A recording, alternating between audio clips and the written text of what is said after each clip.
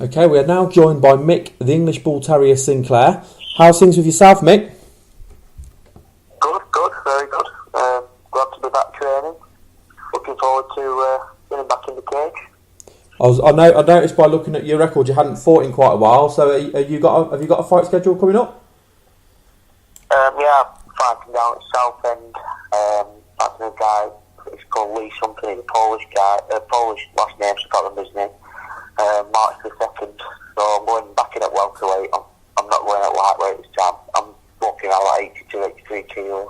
So I don't really want to be dropping 13 kilos in a few weeks. Takes all the fun out of it, doesn't it? Yeah, I imagine it'll drain your energy as well, doing such a sharp cut. So when is your fight scheduled for then, did you say? March the 2nd at Southend. And Dan Fine's a natural lightweight, so it's alright. So. Are you looking forward to getting back in then after such a layoff? Yeah, I'm looking forward to enjoying it. That was the main thing last time. I felt like I weren't getting nowhere. A lot of other people seemed to be stepping in front of me that I thought was better than, to be honest. And it was taking a lot of the enjoyment out of it. It became a job, a second job on top of a job. So one of the things I got out, but I'm enjoying training now, so I'm just going to go in there and enjoy it. And I think, to be honest, I'll be more dangerous because I'll be more relaxed. Yeah, it's a shame when it becomes like that, but if you're not getting anything out of it, then there's no point going in if it's half-hearted. But by the sound of it, it sounds like you've got your motivation back, so it sounds like you're doing the right thing by getting back in there. Yeah, well, that's why I'm going at welterweight as well. See, I'm not prepared to kill myself and kill my body, if you will, to drop all that weight when I'm climbing rankings. There are people below me surpassing me. So, like I say, I'm just going to go at welterweight and just have fun and just enjoy myself and for the first few fights, and then we'll see where we go from there. No, that makes sense. I mean, looking over your record, you turned pro in 2006. What made you want to get into mixed martial arts? I just watched it. I watched UFC 40, man, to me, all teaser Shamrock. I watched it on the telly. And I thought, oh man, I go to that. And then I went down to a local Nogi Brazilian Jiu-Jitsu class, and then I went to a kickboxing class down the corner and met Michael Bisping down there. And he obviously was Cage Warriors champion at the time, Cage Warriors champion, and I just got talking to him, and he was running his own class, and I thought, yeah, this is the way to go. That's how I got into it. How long was you training for before you took your first fight? I started training end of 2003, and had my first fight in June 2005, so just nearly about 20 months, something like that. And did you feel ready to get in and take the fight? Yeah, I felt ready. I've got my own gym now, and there's a few guys do training twice a week, and they're training for 3 months, and they're pestering me to fight, and I'm telling them, you're not training enough. I was training 6 days a week at that point for going on nearly 2 years, before I it weren't actually me. I felt like I wanted to get in the food, a bit like my guys, but he was Bisping at the time, told me, no, just wait, your time will come, so I did. I just took his advice and just waited. Yeah, I mean, looking at what over your record as well, one of the things that stands out to me is how well-rounded you are, because you've got 12 wins, you've got 2 decisions, but you've got 10 stoppages, but they're completely split. It's 5 TKOs and 5 submissions. Have you got how would you describe your style of fighting? Well, how it used to be honest, is just very, very fast-paced, very in your face, very aggressive. Just come forward, just keep coming, because Mark Bisping once said to me, he said, I don't think I'm the best fighter in the world. This when he was Cage Warriors champion. He said, but what I do is I get stuck into them quickly, and I don't let them settle and have their fight. They have to fight my fight. So that's how I like to fight, really. I like to go 100% and make them fight on the back foot, and not let them get settled into any rhythm, And I'm quite happy to, wherever it goes, to be. I prefer to be on top of someone, to be honest. Ground and pound usually my thing. And then if I can get a quick submission out of it, I will. But I'm quite happy to just get on top and just punch and punch and punch. So you would say you like the high pressure fight, and you like to put them under the back foot and kind of put them in the awkward position, and you like to fight at a high tempo. that's my way of looking at it. I see him in some guys now. I watched when Sass fought last time, and Sass is great on the ground. I've rolled with plenty of times to train with him, but he doesn't like being on top. And he was on top of his last guy. He just looked a bit. He didn't look comfortable.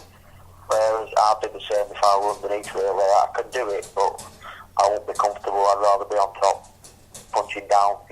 Yeah. So you're like a ground and pound kind of guy. You like to get the person down, work from top position, work to mount, and then look for a submission from the ground and pound. Yeah, I'm generally looking. I don't want to sound a bit daft really, but I'm looking really to hurt them, if you will. I don't mind. Some people they might be mounted. They'll throw a couple of half-hearted punches to set up an armbar. Fair enough. But I'd rather throw 4 massive punches, and if I don't get the submission, I'm not bothered as long as I stay on top. People used to say that about me. I think, if you were fighting some submission guy, again, I don't want to refer to Sass, but I will. If you want to, I'm fighting Sass, so I might try and go, not a problem, I'll go and have a beer afterwards. I'm fighting Nick, but if he gets on top of me, I might get a broken nose, a broken jaw. That's kind of, I like that intimidation factor that they're a bit wary of me getting on top of them. No room for niceness once you're inside the cage, then. No. I mean, I like to think I'm one of the most down to earth people you could meet, and I'm very humble. I don't think I'm great. I've never said I was great, but when I'm in there, I like to give 100%. I like to make them know. I always thought as well. My first thing is I want to win without a doubt, but my second thing is when you beat me, I make sure you never want to fight me again. Yeah. I mean, looking over your victories, have you got any favourite moments? You've obviously got quite a lot of wins on your resume. Have you got any favourite wins? A couple. Jason Ball one is probably my favourite because when I watched him, I started on the circuit at the same time, and I watched him here and there, and I watched him take some names out, and then I watched him dominate Sass until he got caught in the triangle. And I was at the ringside, and I said to Zoba, because Chris Zoba was saying to me, "Look, what's happened to the neck? I wouldn't expect this. Quick, Jason Ball to be doing this." And when he lost, if you will, I turned to Chris Zoba, and I said, "I'll beat him. And I'll tell you what, he won't. I'll beat him properly." And I did, to be honest. I gave him the last round, fair enough, because I was knackered. But the first 2 rounds, I made a mess of it. I was covered in all this blood and stuff. So that was probably my favourite, really, because he worked that way. He was a tough guy, Jason Ball. I mean, one of the other names that jumps out to me, I'd be interested to get your take on it, is you've got a win over Ashley Grimshaw. How did that fight play out? And obviously you won in the first round as well. How did that fight play out? Well, to be honest with you, I don't really remember the fight because he knocked me out in the fight, but not many people know that. I walked round there and he knocked me out, obviously, for a split second, and he fell down into my butterfly guard, if you will. Yeah. And I managed to get my composure back together, and then obviously I gave him a couple of punches and a few head kicks, knocked him out.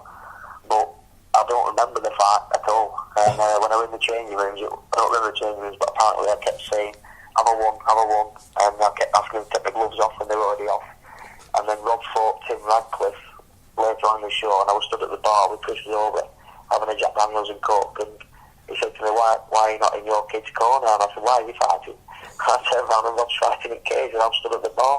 Wow. But totally, the doctor come up to me and spoke to me, because I'd dropped a penalty, I was 700 grams overweight, but I'd really killed myself getting there. And the doctor come up to me and he said, look, just go home, have a drink tomorrow. He said, you took a trauma with his, I told him I felt like I'd been hit with a brick when Grimshaw hit me that round.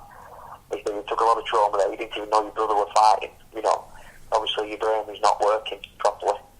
So just go home, have some water, and just have a rest, etc., etc.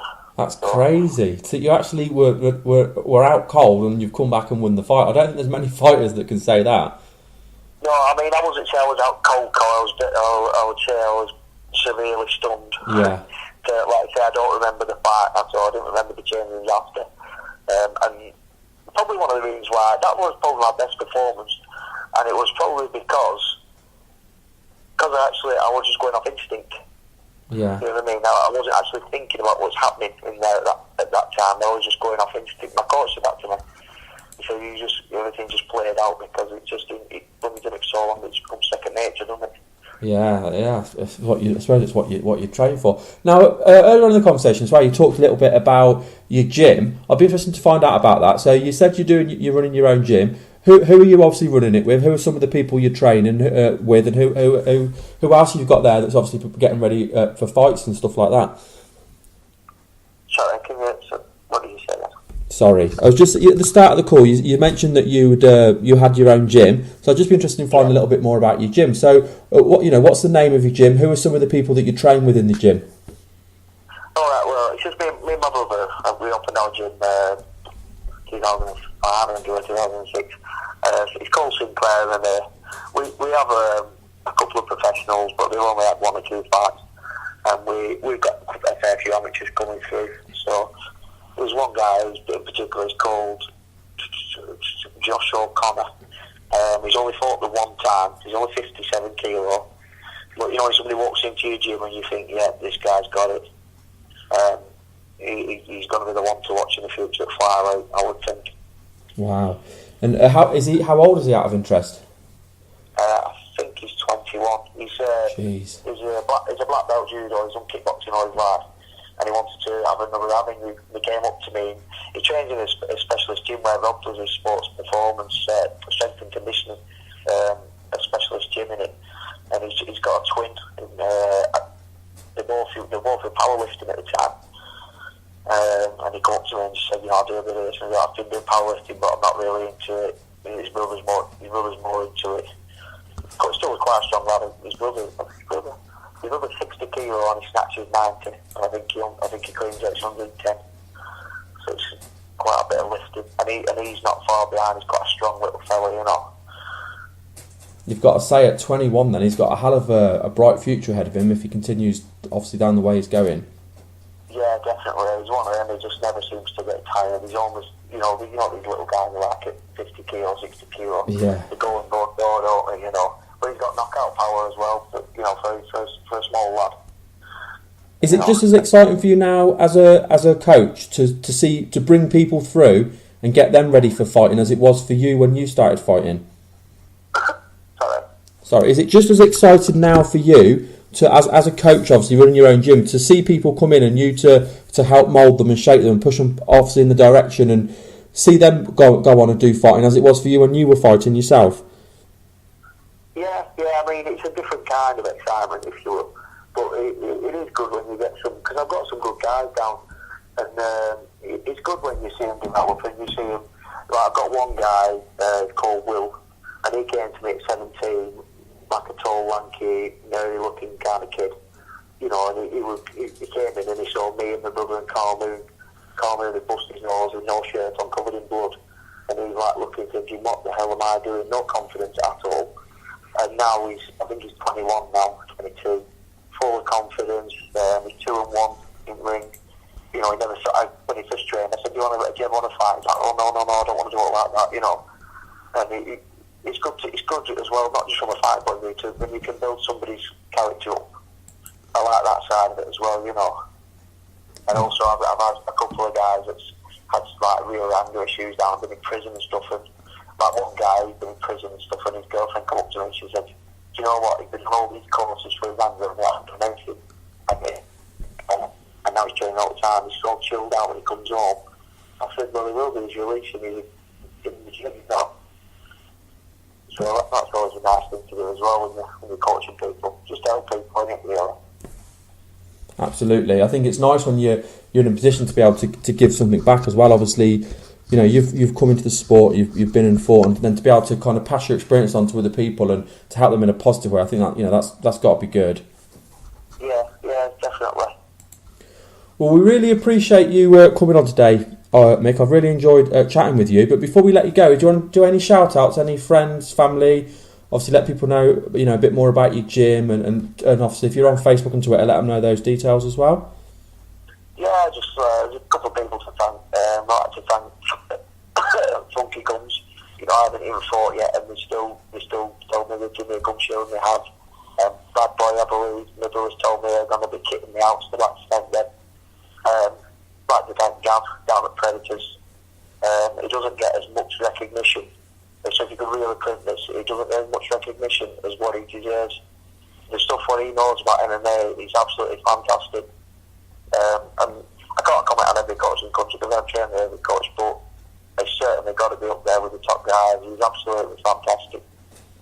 And lastly, well, not lastly, should I say, I'd like to thank obviously my wife and my family, but I'd like to thank Rob really for keeping me going.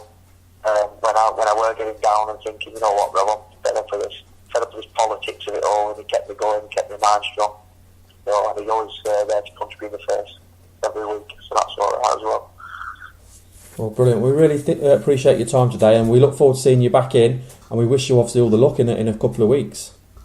Right, thank you very much.